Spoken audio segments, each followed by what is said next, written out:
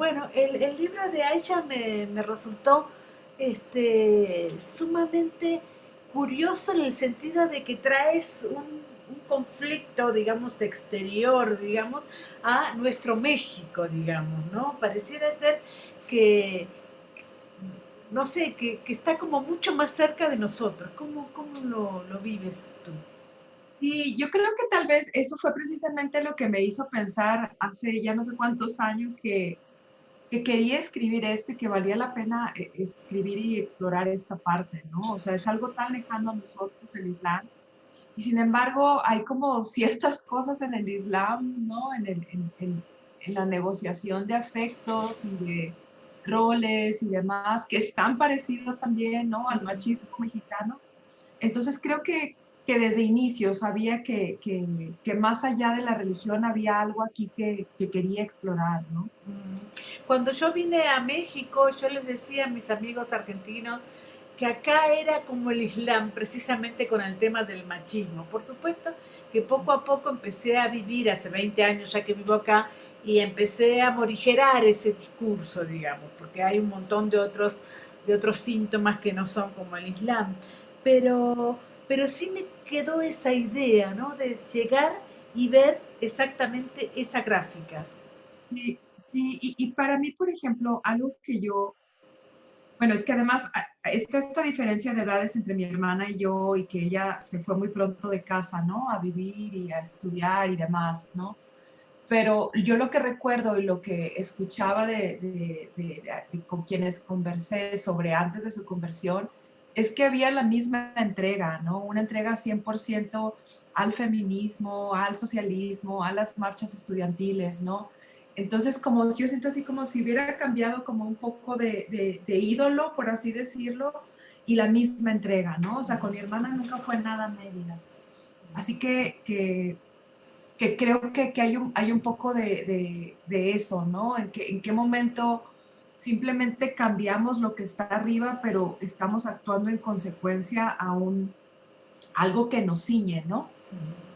¿Cuánto tiempo y cuánta vida tiene que transcurrir para que los padres no reconozcan a sus hijos? Dices tú. Y en este contexto tú tienes un hijo, digamos, ¿no? ¿Qué pasa con ese no reconocimiento a un hijo? Ujú.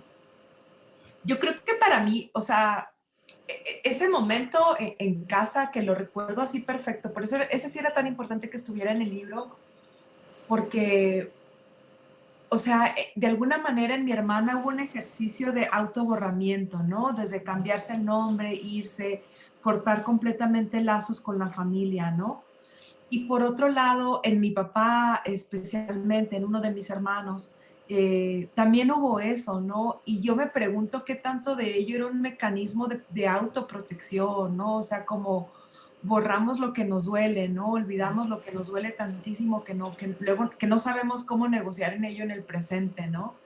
Entonces, he pasado como por varias etapas en ese momento de mi papá. O sea, me acuerdo que nos enojamos muchísimo, mi mamá y yo con él, pero con el paso de los años y la maternidad me hizo entender como qué tanto se estaba protegiendo él mismo, ¿no? Qué tanto era el hueco y el dolor que era más fácil como sacárselo, ¿no? Claro. Eh, sí, ajá.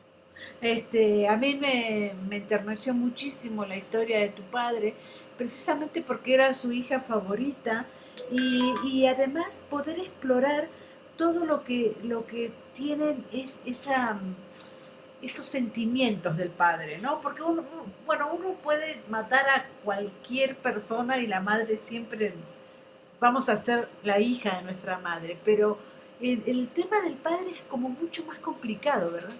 Sí, sí, porque no lo entendía.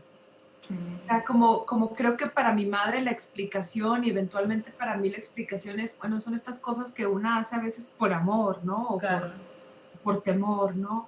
O por la ideología, por este ídolo que tú marcas, ¿no? Exacto, exacto, pero creo que mi papá, o sea, simple y sencillamente no entendía, o sea, ¿cómo es que puedes cambiar esto? ¿Cómo es que puedes, o sea, esto que peleaste tanto conmigo de estas relaciones de poder y luchas de poder que tenía con mi papá, vino a ser una mujer sometida eventualmente. Entonces, para mi papá, o sea, creo que hasta el fin de sus días, o sea, nunca logró comprender del todo, ¿no? Eventualmente negoció, eventualmente cuando mi hermana regresó a nuestras vidas la vio, pero creo que nunca pudo entenderlo, ¿no? Tú dices de tu hermana, viene a someternos, viene a soportarnos, casi a someternos. La palabra sumisión está casi todo el libro, digamos, ¿no? Esta cosa de, hay un sometimiento de ella, pero también ella somete a la familia o intenta someter, ¿no? Sí, hay una especie como de, parecía como efecto dominó, ¿no? O sea, la obediencia de ella hacia él y la obediencia que ella demandaba de nosotros hacia ella y que además cumplimos, ¿no? O sea, un poco como mis hermanos dijeron, bueno, pues no vamos a la casa, ¿no? Yo vivía ahí, mi papá como que se salía y tal, pero para mi mamá esa obediencia implicaba no perder a la hija, ¿no? Como le ocurría a mi hermana, la obediencia al esposo implicaba no perderlo a él, no perder esa vida que había elegido, ¿no? Y entonces creo que la cadenita pudo haber seguido tan fácilmente, ¿no? Eh, de esa manera, ¿no? O sea, este sometimiento era al mismo tiempo una manera de establecerse, ¿no? De identidad, o sea, una fuerza de poder además, ¿no? Ujú. Afuera se desangra una gallina y adentro una familia, dices tú, ¿no? Pareciera ser que de esta herida nunca más se vuelve, digamos. Sí, sí, y creo que no sé, que un poco escribir el libro, creo que ilusa ingenuamente, en principio para mí era una manera de entender y de recuperar, ¿no? Y a fin de cuentas, hacia el cierre, y más en esta nueva edición, que Eloísa Nava me empujó un poquito más hacia llegar a ciertas cosas que no había terminado de decir. Yo creo que para mí mi lección fue comprender que no voy a comprender del todo y que se queda ahí una cicatriz, ¿no? Asumir que va a haber una ausencia, ¿no? Y estar bien con ello, ¿no? Asumir que esto es y no hay más, ¿no? Me doy cuenta entonces que llevábamos semanas a oscuras. Es una cosa que tú también te fuiste dando cuenta, digamos, ¿no? Es decir, poco a poco también ibas viendo la capacidad del drama, digamos, ¿no? Y yo creo que me quedé a oscuras, Mónica, o sea, Mm. siento que de todas maneras, o sea, una parte de mí sabía, pues no lo voy a entender todo, ni lo voy a saber todo, ¿no? Pero una parte de mí sí creía que podía, ¿no? Que iba a entrar la luz y que iba a haber un momento como, wow, ya entendí por qué ocurrió todo esto, cómo es que esto me afectó a mí, ¿no? Pero creo que hay cortinas que se quedan ahí, ¿no? Ujú. ¿Cómo ha sido? Bueno, este libro tú dices que es reeditado. Cuéntame un poquito la historia de este libro y cómo ahora está por Penguin Random House, que es una editorial importante, y está llegando a muchos lados, digamos, ¿no? ¿Cómo vives esta circunstancia? Estoy súper contenta porque, o sea, obviamente por la editorial, por supuesto, y porque el acompañamiento que me ofreció Eloísa Nava, que ahora se encarga de literatura Random House, fue increíble, pero tuve un acompañamiento antes, ¿no? O sea, este libro en principio tuvo becas, estuve en talleres, estuve en un laboratorio con Cristina Rivera Garza y María Negroni, Jen Hofer, o sea, tuve varios momentos en que se trabajó este libro, pero en ese momento era novela, ¿no? O sea, me parecía como, no, me falta mucha información, no la voy a obtener, pues voy a hacer novela y agarrar de aquí y de allá, ¿no? Pero el libro no funcionaba. Y creo que no funcionaba porque yo misma estaba invisibilizando, ¿no? Al no utilizar mi nombre, al no ser como completamente franca de que esta ausencia de la que hablo es mía, mía, mía, ¿no? Entonces fue Tú como pensabas escribirlo desde desde como la ficción. testigo, digamos, ¿no? O Sí, sea, desde la ficción, incluso en claro, esa primera versión, tenía un narrador tercero omnisciente que, como dice Gaby Cabezón Cámara, ¿quién es esa voz, no? claro. Entonces, esa era la primera versión.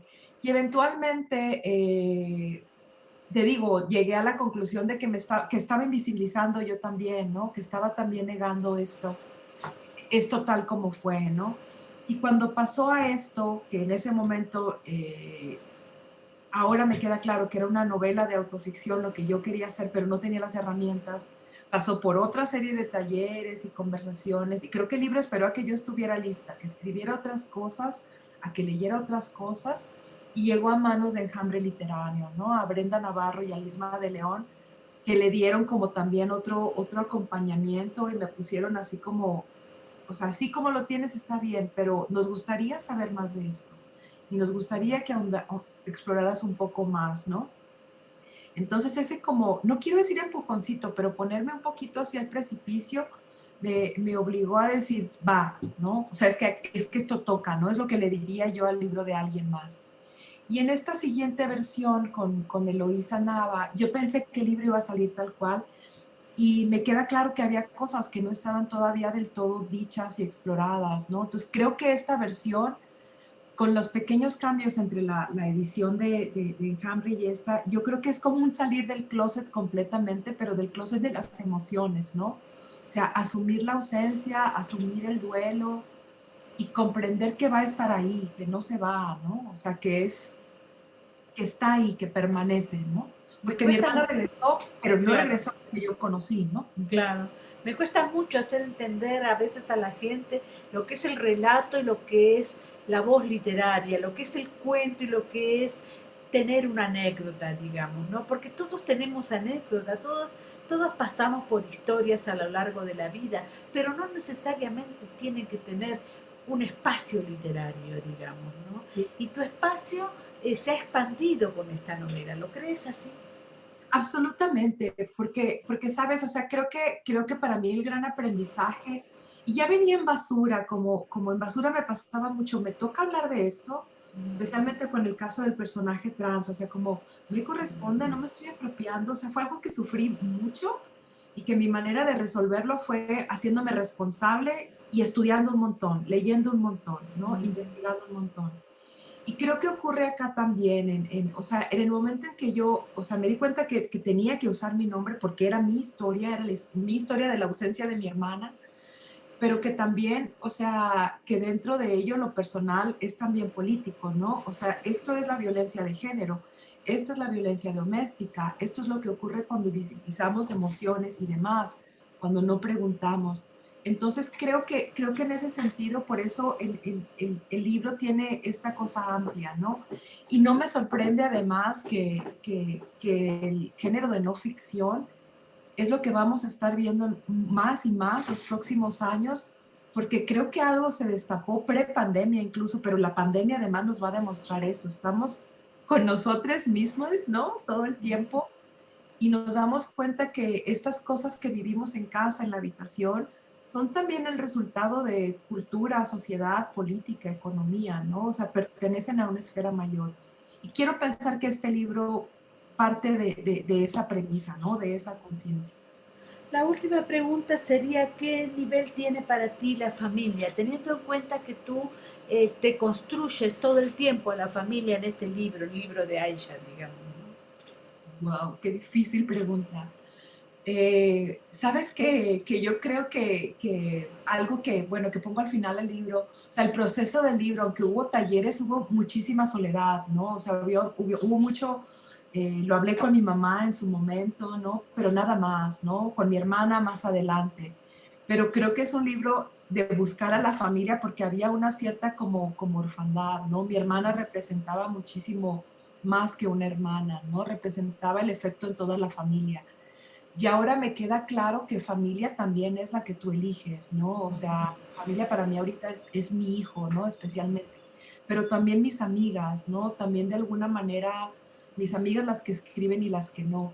Y creo que de nuevo, que la pandemia nos ha enseñado eso, ¿no? Como nos unimos más, pero también atraemos más gente. Y eso creo que es algo súper latinoamericano, ¿no? O sea, como el que llega a tu casa ya es familia. Así que creo que el libro está buscando familia, ¿no? Es precisamente sobre eso, sobre buscar familia. Perfecto, muchísimas gracias y muchas felicidades por tu A libro, ti, me Mónica, encantó. muchas gracias, muy amable. Bonita mañana.